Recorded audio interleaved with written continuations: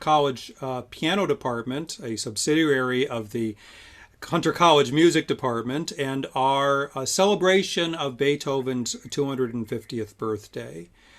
This is the culmination of a long year in more ways than one.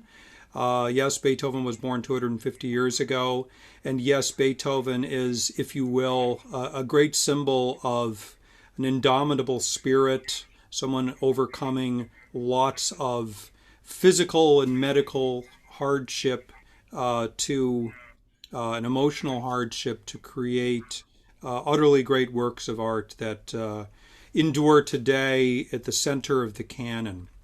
And the gifts that he's given to us pianists are plentiful and never ending in terms of their surprises, their depth, and what we learn from them anew every time we encounter them. So we're going to present to you today 2 live performances and 4 video premieres of movements of sonatas that were recorded and uploaded this week by our students.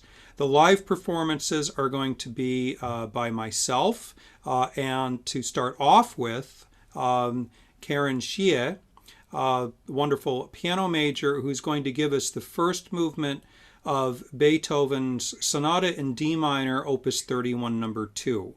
So that's the official title of the piece. It's also been affixed with the title Tempest. That is a title, like so many of Beethoven's titles, that was not bestowed to the sonata by Beethoven. It comes from a friend of Beethoven's, Anton Schindler, who said that in conversation with Beethoven through his conversation books, that when he asked, how should I understand what this D minor sonata is about, and also what the Appassionata sonata is about, and Beethoven replied, just read Shakespeare's Tempest. So he publicized it with that name, but that was not Beethoven's intention. Anyway, this begins with, this has a lot of mercurial moods in it, and begins with some mysterious recitatives that keep appearing throughout the piece, interspersed with a driving, stormy music. So without further ado, I want to welcome Karen to perform the first movement of Beethoven's Sonata in D minor, Opus 31, number 2, for us. Take it away, Karen.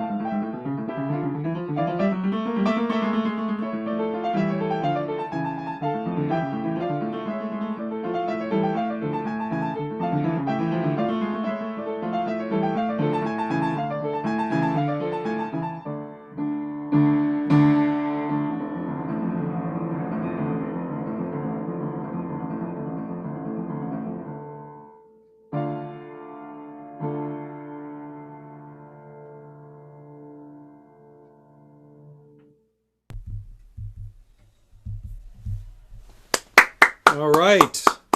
Brava, brava, Karen. A beautiful, stirring performance. Wonderful contrasts between the mysterious recitative sections and the driving energy, rhythmic spirit of the principal material in this movement. Well, very well done. Thank you so much for this. So, when I was thinking about how to celebrate Beethoven's 250th birthday, I was in particular interested in trying to perform some pieces that are lesser known of Beethoven. Now, it's difficult to find solo piano pieces of Beethoven that are one might describe as underplayed, but I believe I have one for you today, and I think it's inexplicably underplayed. It is the Opus 77 Fantasia. It's a solo piece. It's the only completely solo piano piece that he bestowed with that title in and of itself. We do have the earlier sonatas that are marked quasi una fantasia, that are also principally titled sonatas, the Opus 27. And we have the choral fantasy, which is opens with a big piano cadenza, but then is a piece for piano solo and chorus. But this is the only solo piece. We believe that it has its origins in this massive academy, this big self-promotional concert that Beethoven put on that took hours and hours and included the premieres of the Fifth and Sixth Symphonies, the Fourth Piano Concerto, and I believe the Choral Fantasy as well. We know that Beethoven also did a big solo piano improvisation during this, and there are some sources suggest that the origins of this material reside in that concert. So what makes it fantasy-like? Well, the opening of this piece seemingly has lots of completely disjointed material. It mercurially moves from key to key. There seem to be no theme relationships. It's just kind of wild. And then for the second half of the piece, it's a single movement work. He settles into a theme and variations that's actually really quite structured. And that seems curious, perhaps, for a piece called Fantasia or Fantasy. But we also know, that it was quite a popular format for keyboardists to use the theme and variation structure to improvise. They would be given a theme sometimes at a party and say, okay, improvise a set of variations on this theme. So that kind of makes sense. So here is Beethoven's Fantasy Opus 77. I'm going to switch cameras and to my piano mic, so just bear with me a moment.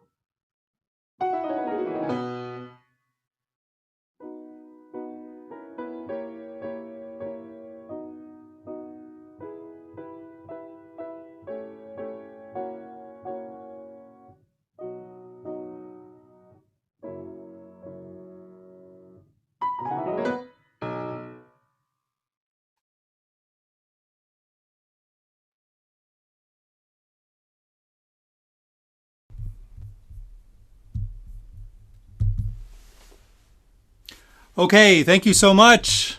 Thank you. That was a great pleasure to play for you all.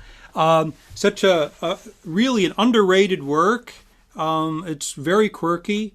It starts in G minor and ends in B major. It gloriously makes no sense, but there's so many wonderful and compelling mood swings and material in the piece. Really ingeniously worked out. So now we move on to our video premieres. We have 4 today, and we're going to start off with Catherine Langevin Falcon performing an early sonata from Opus 2. These are the first 3 sonatas that Beethoven wrote were in Opus 2. So this is the third piece and the longest by far of the 3 in C major. This sonata is about 25 minutes long. I believe it's the second longest sonata of any of the early period sonatas, eclipsed only by the so-called Grand Sonata, Opus 7 in E flat, which is next. But this is sort of a grand sonata too. It has this very grand structure to it. It almost seems like really a working out for a symphonic movement more than anything else. And it's very difficult with so many different technical challenges, double notes, octaves, parallel sixths, and so forth. So it's a big undertaking, one of the more difficult sonatas, I think. And Catherine is really commended to taking it on and playing it with such verve and dynamicism. So I'm going to share my screen now, and we will hear the video premiere of Catherine Langevin Falcon playing the first movement of the Sonata in C major, Opus 2, number 3.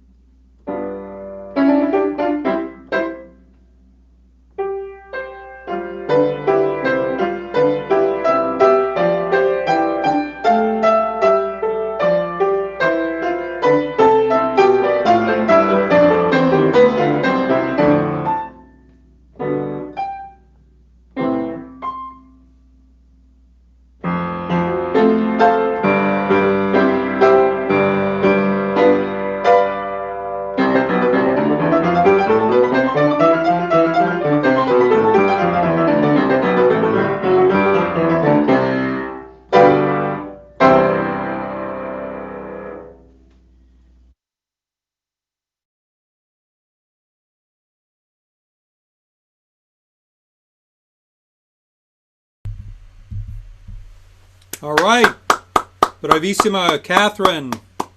And it's a very epic movement. Thank you so much for sharing that with us. Thoroughly enjoyed it. Lots of bravura playing, incisive playing. I could really hear the symphonic orchestra transcription begging to come out of that piece. So we move on now to a movement of another sonata that could also be dubbed a grand sonata. This is the fourth movement, the final movement of the sonata in B flat, opus 22, which was written in 1800. And this piece is really a fantastic piece and not so often played, unfortunately, compared with so many of the other sonatas. It has a lot of bravura writing in it, a wealth of variety. Right now we have Sarah Sabaun, who recorded the final movement of this sonata, the Allegretto Rondo movement. And again, there's just an incredible amount of variety in this movement. It's extremely difficult, unpredictable in terms of what paths it's going to take, musically, texturally, harmonically, and otherwise. So bravo in advance, Sarah, and I'll share my screen again, and maybe we'll hear the video premiere of the final movement of Sonata in B flat, opus 22, played by Sarah Sabaun.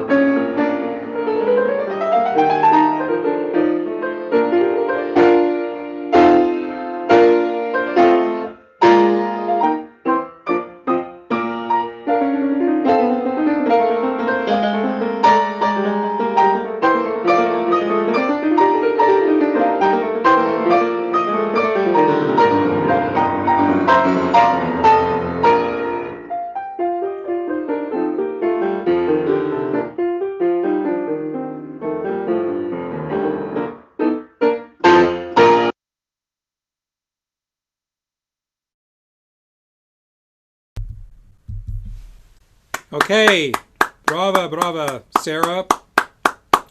Sorry, the ring got cut off there just at the last minute. I'm not quite sure why, but so your last chord was just a little bit dry, but no matter at all. It was just a superb, wonderful performance. So much variety, so many different colors, and rhythmic shapes and different kinds of phrases that you produced. You really differentiated the sections of this amazingly contrasting movement so well. So just give me a moment here to do some housekeeping. Okay. So we're about to proceed to our next performer, Tess Luca, who will be performing the first movement of the Piano Sonata number 15 in D major, opus 28. And this one, like the Tempest, also has a nickname, and like the Tempest, it was not given the nickname by Beethoven.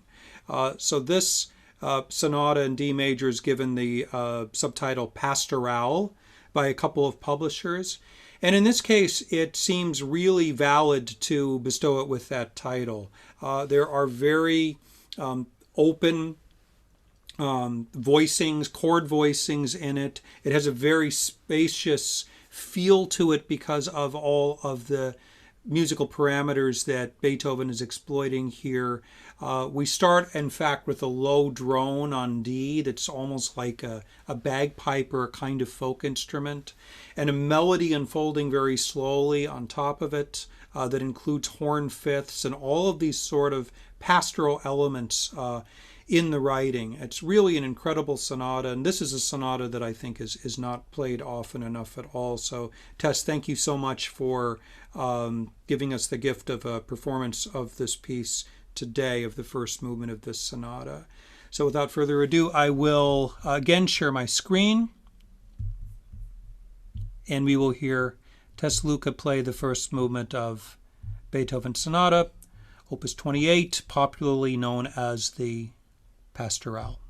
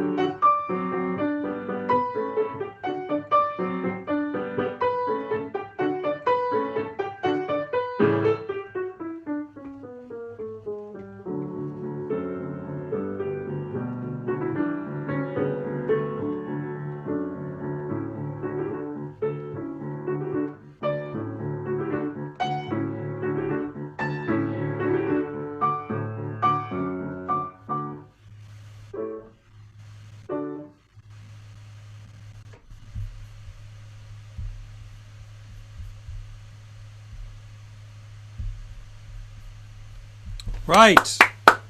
Brava, Tess, and you were actually with us on Zoom. Take a bow. Go ahead, take a real bow. At least nod your head. Thank you. That's awesome to see. Great. Yes, so wonderful, beautiful performance. I love the color. I love the way that you are using the color of the instrument to really, again, suggest an orchestration with this, because this is sort of also an orchestral piece in the guise of a piano sonata. And just a really wonderful performance. Thank you so much. So we conclude, let's give me a moment here. Let's do some housekeeping. We conclude, we've been going with the videos in chronological order with the 4 videos here. So the final one in that order is the final piece in our program, which is going to be played by Sabina Mara. And it is the 32 variations in C minor without opus 80. That's written out woo without opus 80. So Beethoven did not see fit to assign an opus number for this piece, and I'll talk about that in a moment. But yes, even though it's 32 variations in C minor, it sounds like a massive piece, like it's Goldberg variation length, except it isn't. It's continuous variations, and the variations sort of tumble one after another in a way, and so the entire length of the piece is between 11 and 12 minutes. It is maybe up to around 13 minutes, depending on how people play it. But it is really kind of astounding piece, very different in Beethoven's catalog. He uses a lot of Baroque elements in it. There's a descending chromatic bass line that makes it sound sort of like a Baroque passacaglia or chaconne via the chord progression, and as well as the continuous variation structure. So he's clearly influenced by Baroque forms in this. And it's a nice angry piece. It's in the key of C minor, right? Beethoven's heroic key. And again, has a wealth of variety and difficulties in it. It's a great display piece, very powerful. And yet he gave it no opus number. Really not quite sure why, except that there was a conversation we have recorded where Beethoven, the writer, claimed that Beethoven was hearing the piece being played by someone, and he said, "What is that piece?" And he said, "Oh, you wrote this, Master. It's the 32 variations in C minor." And he said, "I wrote that," and he basically dissed himself and made some self-deprecating comments about what an ass he was for the way that he composed in those days. But the piece was premiered in his lifetime in 1807 and actually got very good reviews in prominent journals and magazines and so forth. So here's our final performance, and then I will be back to recap afterwards. Our final performance by Sabina Mara of Beethoven's 32 variations in C minor, ohne opus or without opus number 80.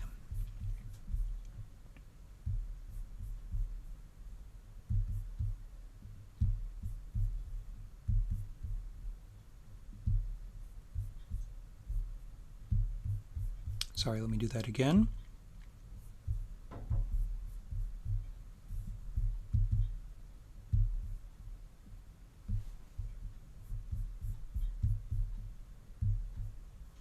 Apologies, just give me a moment. The format's a little bit different with this one. Okay, here we go.